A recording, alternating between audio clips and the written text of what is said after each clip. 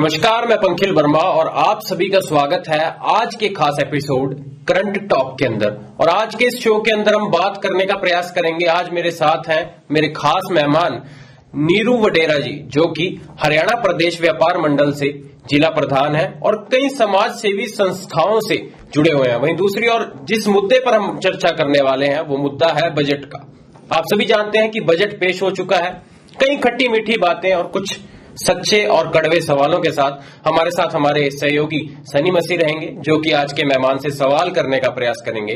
तो नमस्कार सर, बहुत बहुत स्वागत है आपका आज के इस खास एपिसोड करंट टॉक के अंदर। धन्यवाद पंखिल जी। और सनी मसीह जी, आपका भी बहुत बहुत स्वागत है आज के इस शो के अंदर। तो मैं चाहूंगा सनी मसीह जी, आप इस प्रोग्राम की शुरुआत करें कुछ सवालों से। नमस्कार नीरू वडेरा जी। नमस्कार सर, मैं जैसे कि कल भारत की फाइनेंस मिनिस्टर श्रीमती सीतारमन जी द्वारा एक बजट 2021 के लिए पास किया गया, आप उसके बारे में क्या कहना चाहेंगे कि वो कितना आपके मायने के अनुसार कितना सही और कितना गलत है? सनी जी, जहां तक मैं बजट के बारे में सोचता हूं, बहुत अच्छी शुरुआत पंखिल जी ने की अपने शब्दों में कि बजट जब भी कभी आते हैं कुछ खट्टा कुछ मीठा, कुछ को खुश करने वाला कुछ को नाराज करने वाला होता है। लेकिन मैं ये सोचता हूं कि अब की बार जो बजट आया है उसमें हम 100 में से 70 नंबर सरकार को दे सकते हैं। सर, अगर हम बात करें कि जैसे कि अब इंडिया की सिक्योरिटीज को लेकर के कहीं ना कहीं पिछले बजट को अगर हम देखें तो इस बार जो है सरकार ने 1,34,000 का बजट पास किया, जो कि कहीं ना कहीं गौरव की बात है। हम भी इस बात से बहुत खुश हैं। आप इसके बारे में क्या कहना चाहेंगे? देखिए, हमारी सबसे पहले जो मुद्दा होता है सिक्योरिटी का, अगर कोई देश सुरक्षित ही नहीं है और जिस वक्त आज आप देख रहे हैं इधर हमें पाकिस्तान डिस्टर्ब कर रहा है, उधर अफगानिस्तान से भी हम को सपोर्ट करके अपना बजट उधर लगा रहे हैं, अपने सैनिक भेजे हैं, इधर से चाइना हमें डिस्टर्ब कर रहा है, तो काफी एरिया में डिस्टर्बेंस है। और हम ये देखते हैं कि हमारे कंपैरेटिवली दूसरे देशों का रक्षा बजट कहीं ज्यादा था। लेकिन धीरे धीरे करके ये सरकार ने बजट को बढ़ाया ही है और सभी लोगों ने इस चीज को प्राथमिकता दी है। इस चीज को अपने स्वार्थ को भूल के सभी लोगों ने इस चीज को अभिनंदन किया है इस चीज का कि बजट को बढ़ाना बेहद जरूरी था। रक्षा बजट को बढ़ाना बेहद जरूरी था, जहां आप दूसरी सुविधाएं लोगों को दे रहे हैं और आंतरिक सुरक्षा और बाहरी सुरक्षा का घेरा और वो धन से ही बढ़ना था। क्योंकि अभी आप देख रहे हैं राफेल का और हमारे पास सप्लाई आ रही है, इस बेड़े में अभी राफेल और जुड़ रहे हैं, जिसमें अंबाला लक्की रहा कि यहां पर राफेल की सप्लाई सबसे पहले यहां पर मिली। सर, एक और बात जिसमें मैं आपको इंटरप्ट करना चाहूंगा, ध्यान देने वाली बात है, जिसके अंदर हमें यह सोचना होगा कि सुरक्षा पर अभी हमने बात की कि सरकार ने सुरक्षा को बढ़ाया है, सुरक्षा के बजट को, डिफेंस के बजट को बढ़ाया है। पिछले काफी समय से ऐसी खबरें सामने आई कि जो फौजी भाई हैं हमारे देश के लिए काम कर रहे हैं, उनके जूते, कपड़े, खाने की फैसिलिटी प्रॉपर नहीं थी। इस चीज को आप कैसे देखते हैं? देखिए, ये कुछ वीडियो वायरल भी हुए जहां एक फौजी अपनी दास्तां बता रहा था कि उसे किस तरह का खाना मिलता है। जब इतनी बड़ी व्यवस्था होती है ना कहीं पर पंखिल जी, तो उस व्यवस्था में एक नेचुरल है कि थोड़ी बहुत कमियां आती हैं।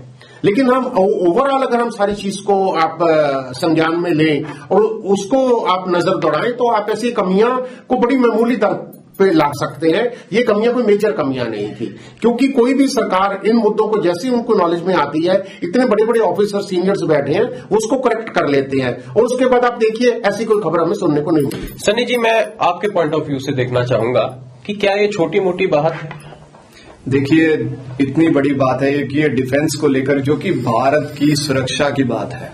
अगर हम इसे बात करें, आम जनता का ये कहना है कि अगर इस साल के बजट को लिया जाए तो अभी भी ये इस साल का बजट भी कम है। तो अगर जैसे कि इन्होंने बताया कि कहीं ना कहीं छोटी कमियां, जी हाँ, अगर कोई और कारोबार हो तो मैं उस गलती को कंसिडर कर सकता हूं, लेकिन जब ये बात आती है भारत की सुरक्षा को लेकर के या उनके जितने भी सैनिक है, तो मैं इस चीज को एक्सेप्ट नहीं कर पाऊंगा।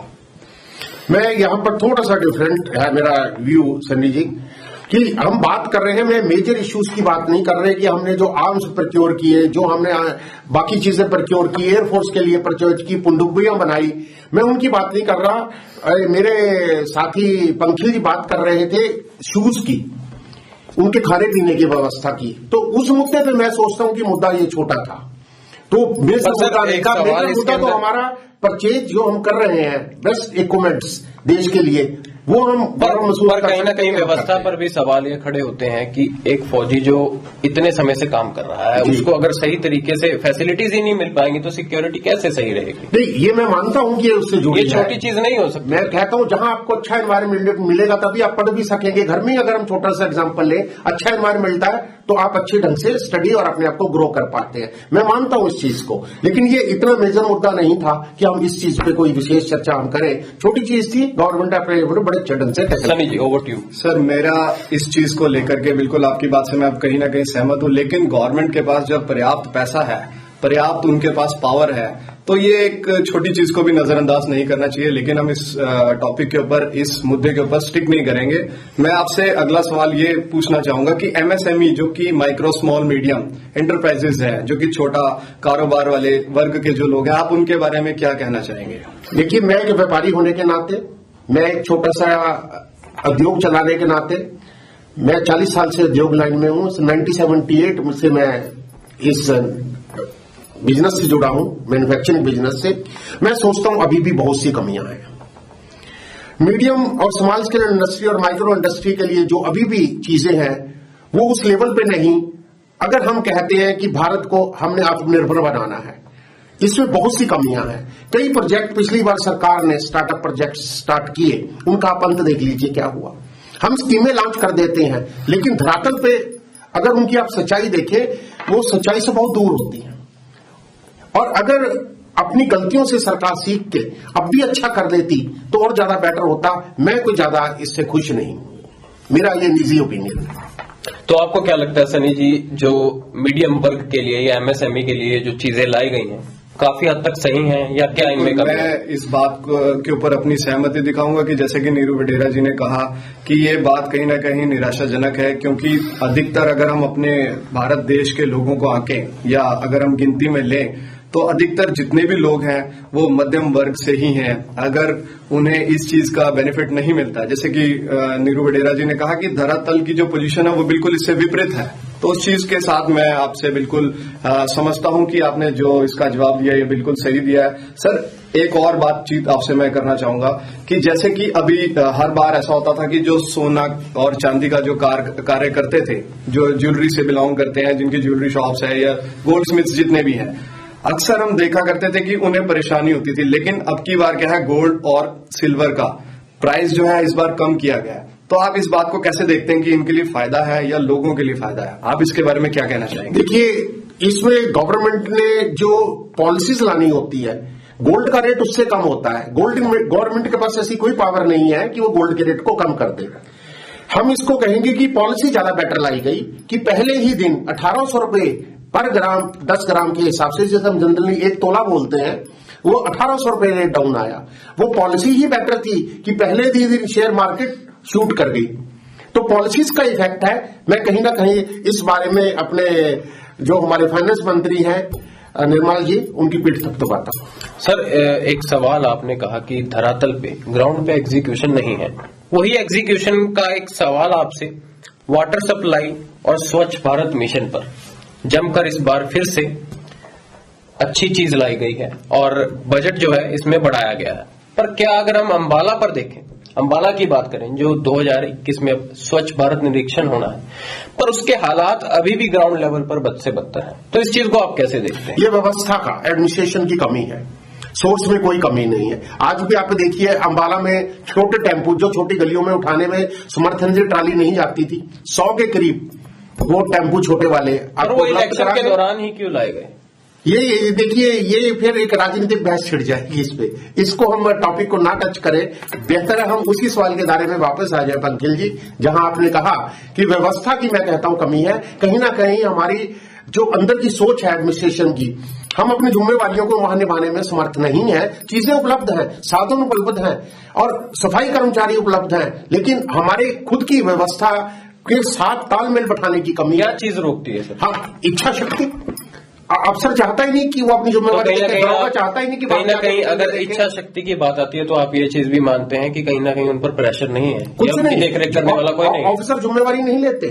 सनी जी, सुपरवाइजर जिम्मेवारी नहीं लेते। सर बिल्कुल, मैं आपकी बात से कहीं ना कहीं सहमत हूँ। जैसे कि बताया कि राजनीति का मुद्दा बदल सकता है, तो मेरे पास एक आपके लिए अगला सवाल ये है कि जैसे कि अब की बार पेट्रोल और डीजल के रेट्स को बढ़ाया गया है, तो कहीं ना कहीं मध्यम वर्ग के लोग और जो कि हम कह सकते हैं कि थोड़े उससे नीचे के जो कैटेगरी के लोग हैं, उनके लिए डीजल गाड़ियां जो है वो प्रेफरेबल है, क्योंकि उसकी एवरेज ज्यादा होती है और उसका उनके लिए फायदा होता है। और कहीं ना कहीं देखा जाए तो पेट्रोल के कंपैरिजन डीजल का रेट ज्यादा बढ़ाया गया। तो आप इसके बारे में क्या कहना चाहते हैं? क्योंकि कहीं ना कहीं अगर कोई पेट्रोल की गाड़ी लेता है तो वो उसके लिए इजिली अफोर्डेबल होगी, वो उस व्यक्ति के लिए इजिली अफोर्डेबल होगी जो कि कोई एक हाई क्लास फैमिली से बिलोंग करता है, क्योंकि पेट्रोल की गाड़ी हर उसका एवरेज के ऊपर काफी असर पड़ता है। तो कहीं ना कहीं जो मध्यम वर्ग के लोग हैं या किसान लोग हैं जो कि ट्रैक्टर लेकर जाते हैं, उनको अपनी ट्रैक्टर के लिए डीजल का ही इस्तेमाल करना पड़ता है। तो आप क्या समझते हैं इस बारे में कि जो सरकार द्वारा जो बजट पास किया गया,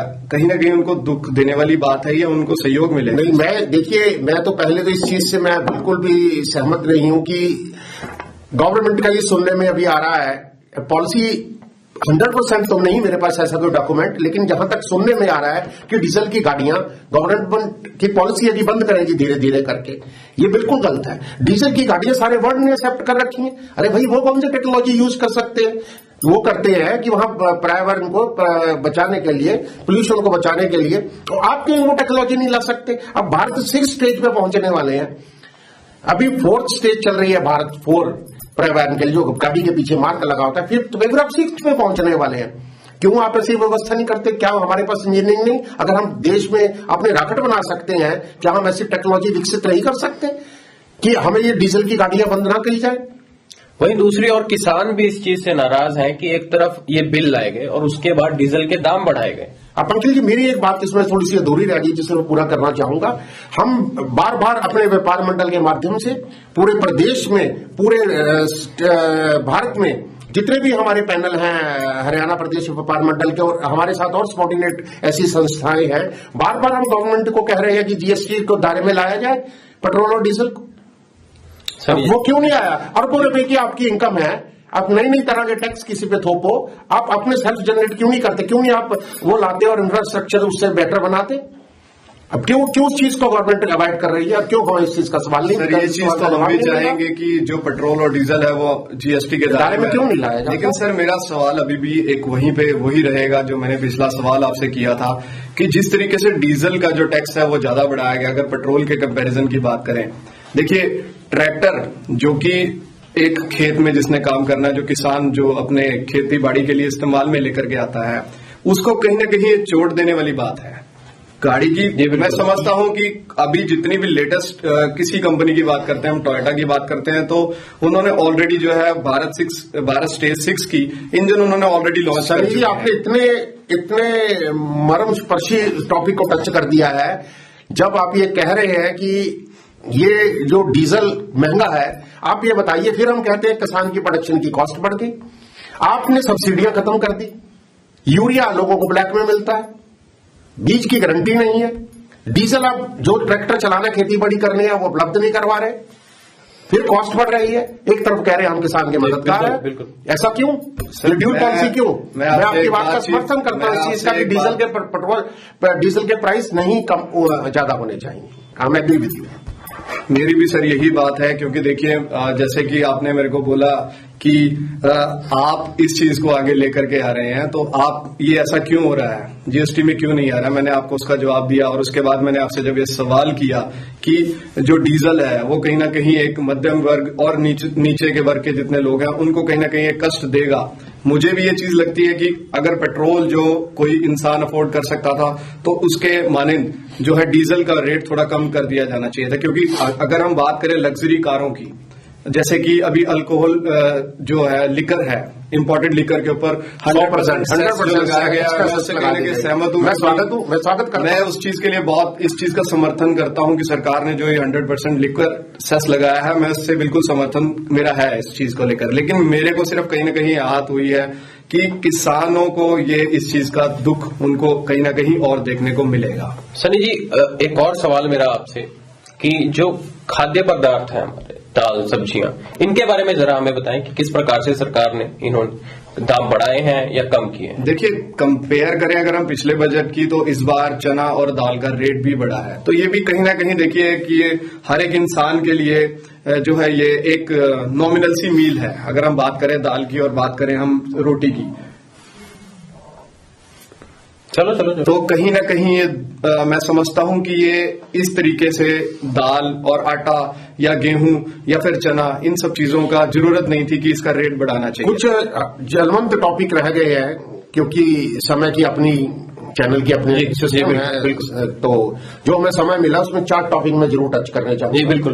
पहले स्वागत करूंगा मैं कि 35,000 करोड़ का पब्लिक हेल्थ के लिए बजट बढ़ाया सरकार ने। कम से कम इससे मैं ही सोचता हूं कि कोरोना की दवाई पूरे देश के नागरिकों के लिए फ्री हो। ये 35,000 करोड़ का बहुत बड़ा बजट है। दवाई फ्री डिक्लेयर की जाए, ये फ्री उपलब्ध हो, पहले वाली फर्स्ट डोज जो जिसको भी लगे, और सरकार ऐसा कर भी रही है, लेकिन पूरे भारतवर्ष में एक ऐसी पॉलिसी की जाए, ये हो। दूसरी बात मैं ये कहना चाहूंगा कि ये स्वागत योग्य सरकार की बात है कि 75 साल से ऊपर वालों को इनकम टैक्स रिटर्न नहीं भरनी, ये भी स्वागत योग्य है। लेकिन 2 व्यवस्थाओं को मैं जरूर आपके नॉलेज में लाना चाहूंगा जो स्मॉल स्केल इंडस्ट्री से जुड़ी हैं, कि सरकार किसी भी तरह पिछले 6 महीने से छोटी इंडस्ट्री की मदद नहीं कर रही। स्टील का रेट इतना हाई हो गया है कि 48,000 रुपए 52,000 रुपए टन की जो शीट थी, आज 72,000 रुपए टन हमें वो शीट मिल रही है। जो छोटी इंडस्ट्री कूलर बनाती है, अलमारीज बनाती है, जो 4 लोगों को रोजगार देती है, वो बनने के कागार पर है। कोई उसकी मदद और कोई सुनवाई, आंखें बंद करके सरकार बैठी है और किन उद्योगपतियों की मदद कर रही है, मैं जानना चाहता हूं आपके माध्यम से।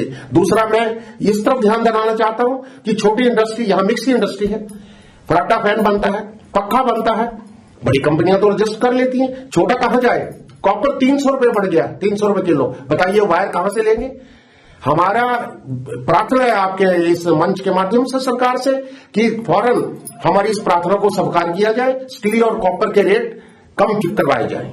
तो सनी जी, कंक्लूजन पर बात करते हैं, तो आपका बजट को लेकर क्या कंक्लूजन है और क्या क्या कहना चाहते हैं? मेरी भी नीरू वढेरा जी को इस बात को लेकर सहमति कि कहीं ना कहीं मध्यम वर्ग और कहीं ना कहीं जो लोअर कैटेगरी के लोग हैं उनको कहीं ना कहीं ये सब चीजें तकलीफ देगी। क्योंकि देखिए, बात करें हम कार की तो उन्हें जरूरत नहीं है, बात करें काम की, रोजगार की, तो उन्हें जरूरत है। वो कैसे है, अगर उन्हें इस तरीके से अगर ये चीजों के रेट बढ़ेंगे तो कहीं ना कहीं इसकी प्रोडक्शन के ऊपर भी फर्क पड़ेगा और कहीं ना कहीं सेल परचेज के ऊपर भी फर्क पड़ेगा, जो कि फिर से आम नागरिक को, मध्यम वर्ग को और लोअर कैटेगरी के जितने भी लोग हैं उनको कहीं ना कहीं फिर से तकलीफ दे करके जाएगा।